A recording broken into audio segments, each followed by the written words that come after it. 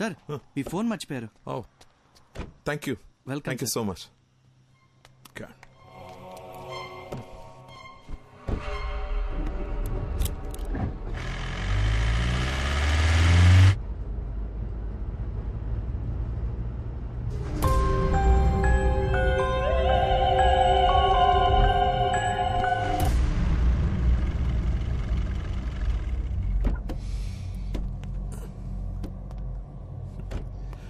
రిషి రా.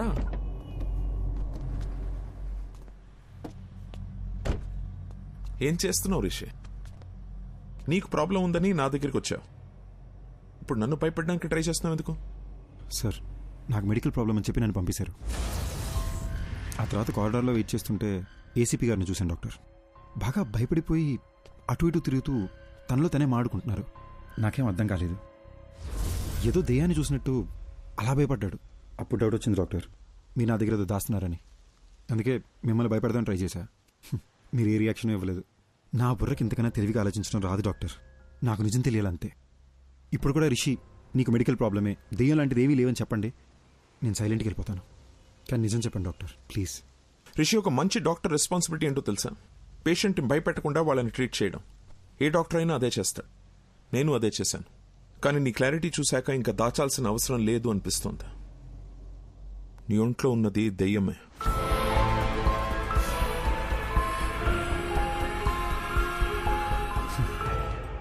దెయ్యం అనే మాట వినడానికి భయంగా ఉన్నా ఇదే బెటర్ డాక్టర్. బై ఛాన్స్ లోపల ఉన్న దెయ్యం రియాక్ట్ అయితే సేఫ్ అవడానికి ప్రిపేర్డ్గానే ఉంటాం. రిషి, ఒక్కో కేసుని ఒక్కో విధంగా అప్రోచ్ అవుతాం.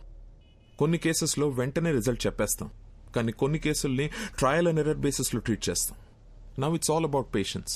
కొంచెం ఓపిక పట్టండి. You'll be fine, trust me.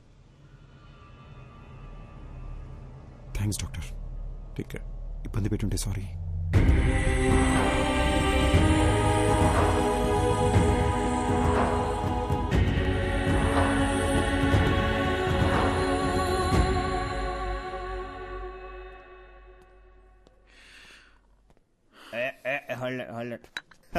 అరే ఇంకో 2 షిల్డ్ బీర్లు తెచ్చిపెట్టు నా కోసం. ఏంది మందు ముందర పెట్టుకుని మెడిటేషన్ చేస్తాడా బ్రో? అయ్యా మహేష్ ఇట్టా ఫ్రమ్ బిట్రగుంట. ఏంది బీరు ముందర పెట్టుకుని ఓ ఆలోచించండవా? మందుకు ఒక వాల్యూ ఇవ్వాలి బ్రో. తాగు తాగు, కమాన్ సీర్స్. వద్దు బ్రదర్. ఏం బ్రో, ఏమైంది? నాకు ప్రాబ్లం ఉంది బ్రో. జస్ట్ నన్ను వదిలే. ఎవరికి లేవయ్యా ప్రాబ్లమ్స్? నాకు లేవా? పొద్దున్నే లేటుకు లేచా అని చెప్పి మా నాయన కొడతాడు. స్నానం చేయకుండా ఆఫీసుకు పోతా అని చెప్పి మా కొలీగ్స్ తిడతారు. నేనెంత పని చేసినా పని చేయట్లేదని చెప్పి మా ప్రాజెక్ట్ మేనేజర్ తిడతాడు. తాగయా సామి, తాగు తాగు. అర్థం చేసుకోండి బ్రదర్. మళ్ళా ఏమైంది? నాకు నాలో ఇంకొకడు ఉన్నారు బ్రదర్. ఇప్పుడు కూడా నేను మీతో మాడుతున్నానా లేదా వాడు మీతో మాడుతున్నాడా అని అర్థం కాకుండా బుర్ర పేలిపోతుంది. ఈ టైంలో ఆల్కహాల్ రిస్క్ బ్రో. నీలో ఒకడే ఉన్నాడు. నాలో ఎంతమంది ఉన్నాడు తెలుసా? 3వ పెగ్గుకి సోటాబీం బయటకు వచ్చాడు. 6వ పెగ్గుకి ఐరన్ మ్యాన్ బయటకు వచ్చాడు. 10వ పెగ్ వేసాడు అనుకో హల్క్ బయటకు వచ్చాడు. టోటల్ అవెంజర్స్ ఫ్యామిలీనే నా బాడీలో ఉంచుకున్నా. నాతో పోల్చుకుంటే నీదేముంది బ్రో? తాగు తాగు చెప్తా. ఇప్పుడు నేను తాగాను అనుకో నాకెక్కుద్దా లేదా నాలో ఉన్నవాడికి ఎక్కుద్దా అని కూడా అర్థం కాకుండా ఉన్నాను. నువ్వు పోయి ఎంజాయ్ చేయి. ఇదంతా ఎందుకులే గాని సామి, ఒక ఫోటో తీసుకుంటా. బ్రో ఫోటోలే వద్దు బ్రో. యో సామి, ఈసారి నువ్వు ఏడన్నా కనపడినావనుకో నీ కనపడకుండా తిరుగుదామని గుర్తుకు తీసుకుంటాండా. దా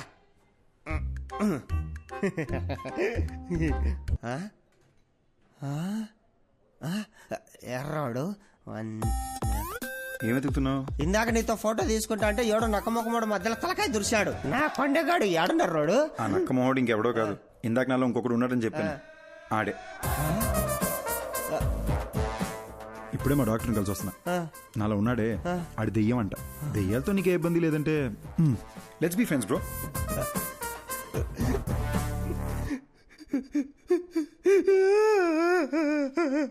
బై బై బై, ఎందుకు ఏడుస్తున్నావు? 3000 పెట్టి 7 పీర్లు తాగినా ప్లస్ GST తాగింది మొత్తం దిగిపోయిందిరా అయ్యా. ఇప్పుడు సీప్లు ఎక్కడ తాగుతా గానీ మళ్ళా ఎక్కి సావదు. హలో షటర్ ముయ్యాకరే, నేను వస్తాడా? Bill please. ఎక్కడికి వెళ్తున్నావు? అంతంలో ఉన్నది ఎవరని ఏసీపీ గారు కనిపెట్టారంట. డాక్టర్ రమ్మన్నారు. చూశారా, విభూది బొట్టు. అంటే ఇప్పుడు మీకు దెయ్యం అంటే భయం లేదంటారు. అస్సలు లేదు. వెరీ గుడ్ ఎస్పీ గారు. కానీ మీకు తెలియదేమో, దెయ్యాలకి విభూతి బొట్లు గుళ్ళు తాయత్లు ఇవన్నీ నచ్చవు.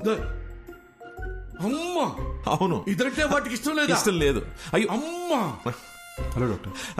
ఏ Rishi, come on in. Have a seat. Hello Rishi. Hi sir. Hello sir. Come sit. కూర్చో. సార్, ఎవరు సార్ అతను? ఎలా కనిపెట్టారు సార్? తమ్ముడు, ఇది 4 రోజుల ముందు జరిగిన యాక్సిడెంట్. హైదరాబాదు నగర శివారుల్లో జరిగింది కాబట్టి వెంటనే మనం ట్రేస్ చేయగలిగాం. తమ్ముడు, నువ్వు ఎప్పుడైనా చేవెళ్ళ హై మీద వెళ్ళావా కారులో ఈ మధ్య? సార్ అవును సార్, రీసెంట్గానే వికారాబాద్ నుంచి రిటర్న్ వస్తూ అటే వెళ్ళాం సార్. ఇన్ఫాక్ట్ ఆ చుట్టుపక్కల ఉన్న ఒక శ్మశానంలో కూడా వెళ్ళాం. అక్కడ ఒక డెడ్ బాడీ కాలుతుంటే కూడా చూసాం సార్. Same spot. ఇప్పుడు మనకు శ్మశానం, మంటలు, శవం మన కేసుకి ఎలాంటి సంబంధం లేదు. అది డెత్ స్పాట్. అర్జున్, మాధవి అనే కపుల్ ఆ ఏరియాకి వచ్చారు. స్పాట్ లో 2 చచ్చిపోయారు. ఎవరైతే స్పాట్ లో చచ్చిపోయారో అర్జున్, మాధవి, వాళ్ళనే మీరు మిర్రర్ లో చూస్తున్నారు. సుబ్బారెడ్డి చూడండి.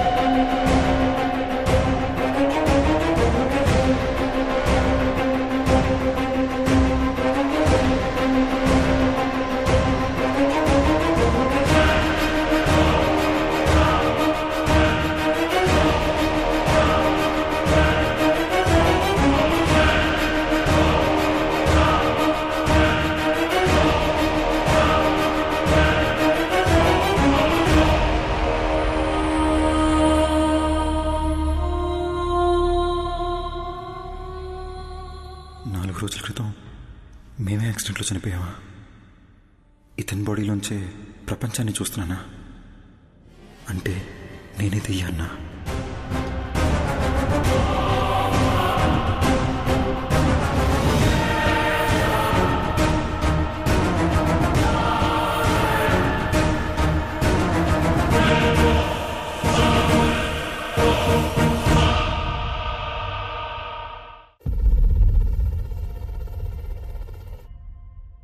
డాక్టర్, మీరు ఇంతసేపు చనిపోయిన అర్జున్ కథ చెప్పారా?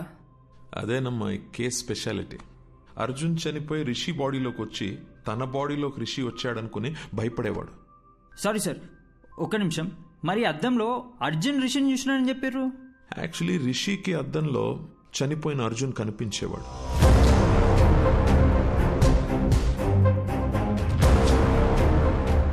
మేమందరం కూడా అర్జున్ని అద్దంలోనే చూసాం.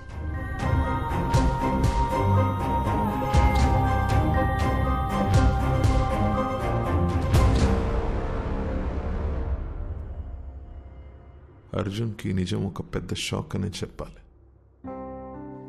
నా పేరు అర్జున్ అంట, నీ పేరు మాధవి అంటున్నారు. మన పేర్లు కూడా మనకెందుకు గుర్తులేవు? అసలు ఈ దియా, రిషి ఎవరు? వాళ్ళ బాడీలోకి మనం ఎలా వచ్చాం? అంటే మనం అందరినీ రిషి, దియాల బాడీలోంచి చూస్తున్నామా? అంటే అందరూ మనల్ని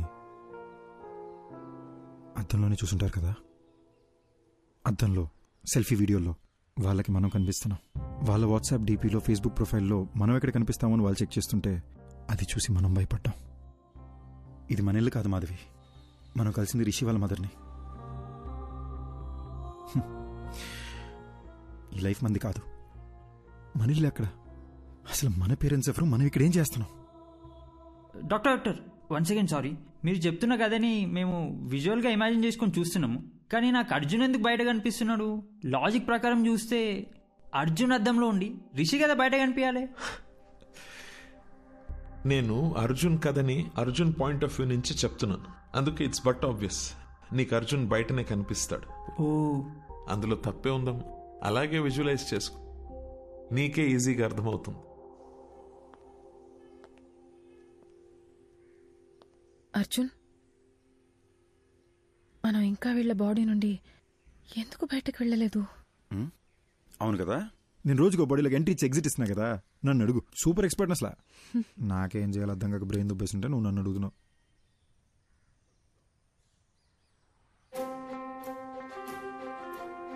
మాధవి, ఇప్పుడు దాకా మనం అద్దంలో చూసిన ప్రతిసారి భయపడి పారిపోయాం కదా. అవును. ఒకసారి అద్దంలో మాట్లాడి చూస్తే. నేను బాత్రూంలో ఒకసారి మాట్లాడి చూస్తా, నువ్వు బెడ్రూమ్ మిర్రర్లో ఒకసారి ట్రై చేయి, ఓకేనా?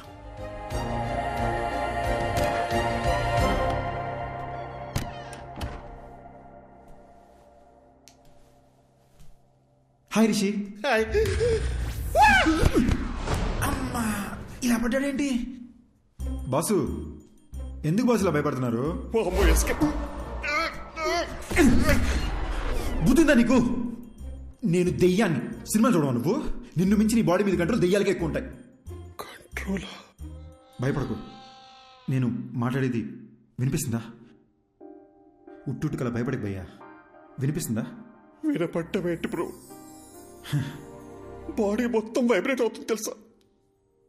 నాకు బాత్రూమ్ రాకుండానే బాత్రూమ్కి వస్తున్నా, ఈ అద్దం ముందు నిలబడుతున్నా. ఇదంతా మీరే చేస్తున్నారని అర్థమవుతుంది బ్రో. మమ్మల్ని వదిలేండి బ్రో ప్లీజ్. బ్రదర్, ఉట్టుకల భయపడదు బ్రదర్. నేను సినిమాలో చూపించినట్టు వైలెన్ దియాన్నేం కాదు. నేను మీలాగ ఒక మామూలు అబ్బాయినే బ్రదర్. అసలు నాకు మీ బాడీలోకి ఎలా వచ్చాననే విషయం కూడా గుర్తులేదు బాస్. అట్లీస్ట్ అది తెలిసినా బయటికి ఎలా రావాలని ఐడియా అన్నా వస్తుంది. ఇప్పుడు ఎలాగో మనం మాట్లాడుకోవడం మొదలుపెట్టాం కదా, నాకు చాలా రిలీఫ్గా ఉంది. మన ఇద్దరం డిస్కస్ చేసుకుని దీనికి సొల్యూషన్ కనబడదాం. ఒక 4 days క్రితం చేవెళ్ళ రోడ్లో మీరు ఏమైనా కార్లో వచ్చారా? అవును బ్రో, ఆ విలేజ్లో ఒక రిసార్ట్కి నేను నా వైఫ్ వెళ్ళాం. అక్కడ చికెన్ 65, మటన్ చాప్స్, ఓ గ్లాస్ లస్సీ తాగి అలా వచ్చాం. వచ్చే దారిలో ఓ కార్ యాక్సిడెంట్ అయి ఉంది. ఎవరైనా ఉన్నారేమో అని హెల్ప్ చేద్దామని కార్ దగ్గరికి వెళ్ళాను. కార్లో చూస్తే ఎవరూ లేరు. సరే పక్కన పోలీస్ స్టేషన్కి ఫోన్ చేద్దామని చెప్పి ఫోన్ తీసుకొని చెవి దగ్గర పెట్టుకున్నాను. షాక్ కొట్టింది. Hello hello. నా వైఫ్కి దయ్యాల సినిమాలు చాలా ఇష్టం అండి.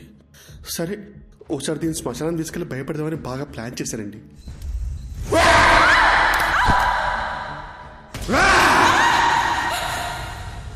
అక్కడి నుంచి ఇంటికి వచ్చాక అద్దంలో మీరు కనిపించారండి. సపోజ్ శ్మశానంలో తప్పిపోయి మీకు తెలియకుండా మా లోపలికి వచ్చారేమోనని శ్మశానం కింద చెక్ చేసామండి. నిన్ను వచ్చిందే 2 శవాలు, అవి ముసలాలు. కాటి కాపర్నేమో పోలీసులు తీసుకెళ్లారు.